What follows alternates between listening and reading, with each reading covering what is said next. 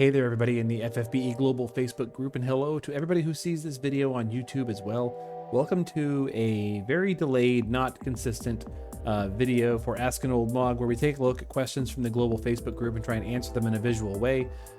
This week is a little bit different. We've got a question that came from YouTube that I thought would be relevant to talk about, given some news that we have about what's coming to us in the game next week. So that said, let's get into it. Got a question on YouTube. It came up something like this. You know, who should I run in the Fragment dungeon? How do you decide who you're going to put in there, and what do you prioritize? And so, if you're not familiar with this, you really should be, because it's a very important part of the game. But right here on the screen, daily Fragment challenge. You can clear this challenge once a day, Kupo, and this allows you to get between 1 and 3 fragments to upgrade your units every day for every unit that you run in there.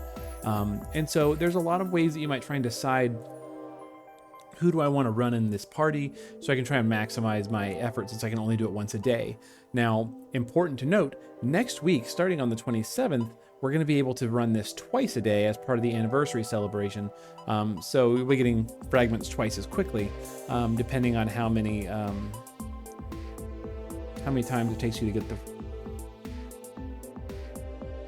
the number of fragments that you want. Goodness sakes. Okay, so my answer for this, as usual, is it depends, right? It's going to depend heavily on what units you have access to, but in general, how I choose to run in the Fragment dungeon for my party, it uses some of the following criteria. I'm going to talk about each one individually. One is, do you have any limited versus time limited units? Units that you can't randomly get another copy of may be a good candidate for the Fragment dungeon. At the very least, you want to consider if any of these time limited units, if you need a copy of their STMR, because you get that for free at EX2, and you don't want to use a Moogle on them, because when you get them to EX2, you're going to get a Moogle anyway that then will just be sitting in your inventory. So like, if you don't need it right away, maybe you want to just run them in the Fragment dungeon to get a copy of EX2, or maybe even EX3, depending on what that unit is and what they do for you. So for example, these are things like holiday units, collaboration units, etc., that you just can't get more copies of randomly. I ran Lunar Festival Cleome and the Christmas Ayaka in mine for a very long time, because I only got a couple copies of Cleome and 1 copy of Ayaka, so I wanted to get Ayaka to EX3 so I can get 2 copies of her card, etc. And so, because they're time limited, you can't just get another copy at any old time. So this is a good way to decide. These are units I want to use. So focusing on, for me, time limited units. Okay. Another thing you want to think about, or I like to think about, is, do I have units that are premium versus non-premium? So premium units are units that you get their vision card at EX3, and so because they're harder to get copies of, theoretically, you want to maybe stick them in the Fragment dungeon so you can work slowly towards getting that vision card at EX3.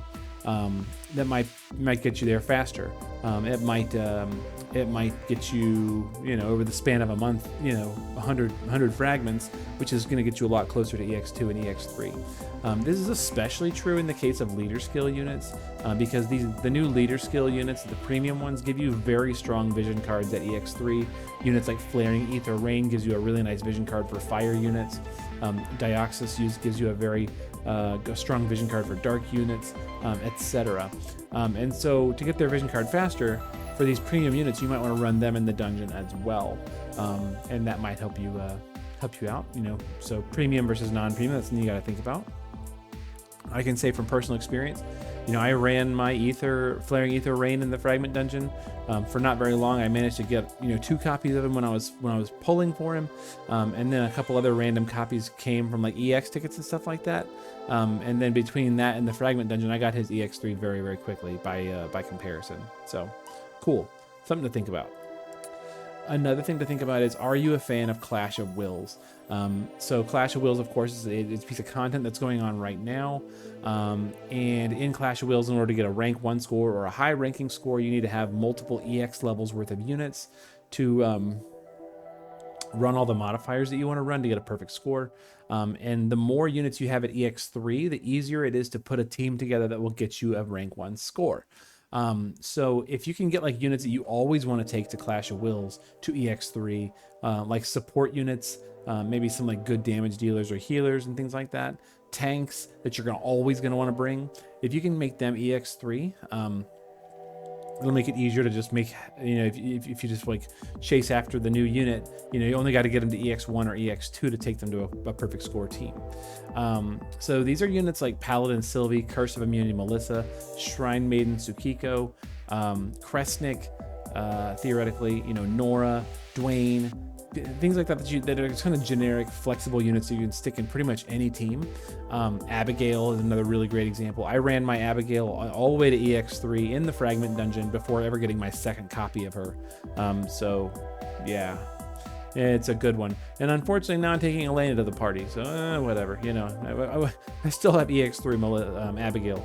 So, but these are units that you may, if you're interested in Clash of Wills, maybe want to focus on running your Clash of Wills unit there to just make it easier to get them to EX3 without having to pull more copies of them. And then finally, do you have a strong unit that needs EX levels to unlock skills? So some units, as you get them to EX1, EX2, EX3, become significantly more powerful and easier to gear at higher EX levels because their skills grant them special abilities.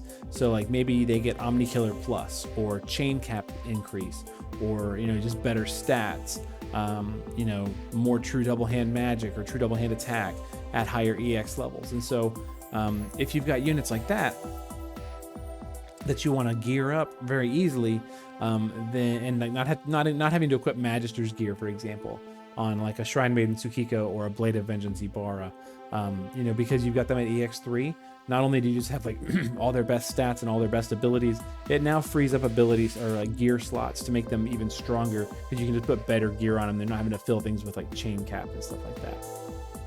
So something to think about, you know, if I've got a unit that I definitely want to use at the highest level, and just want to get them there as quickly as possible. Now, those are all just kind of like meta, like efficiency picks. Can you just like put units in there that are like some of your favorites? Absolutely.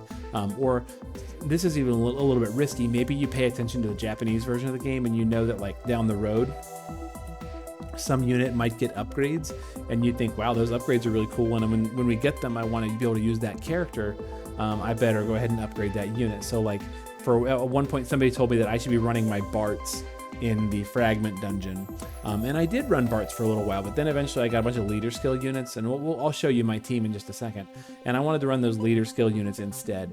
So I took Barts out, and then, you know, thankfully, you know, maybe thankfully for me, because I'm not investing in Barts anymore, we're not getting Barts' abilities that he's supposed to have gotten last week. So like, it ended up kind of being okay, at least for me. It kind of stinks if you're really a big fan of Barts. But like, you know, I had stopped running Barts as soon as I got a bunch of leader skill units. So like, I didn't keep on investing in him, didn't spend time there. And now I've got EX3 Flaring Ether Rain, so I'm kind of okay with that. Will I eventually put Barts back in? Yeah, because I actually do like Final Fantasy V, and Barts is a cool character in my opinion, so will I eventually run him? Yeah, eventually. But for right now, I'll show you what I'm focusing on. So if I go into... here we go into my team, my units, and then I scroll over to my Shard team. My current list of units that I'm running is Squall, the Neovision's leader Squall, Dwayne, Deoxys, Richt, and the new Elena.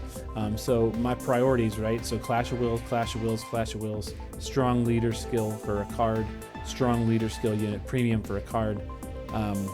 And that makes sense, right? Because I already ran my Cleome and my Lilith and my Ayaka to EX3, so I don't need to run those anymore. So my time limited units are gone and out of here. I do still have some time limited collab units I could run, Hawkeye, Lady Black Pearl, things like that, but they are not that great of units. They do get better at EX3, but I've already got them at EX2, and I'm not planning on taking them to Clash of Wills, you know?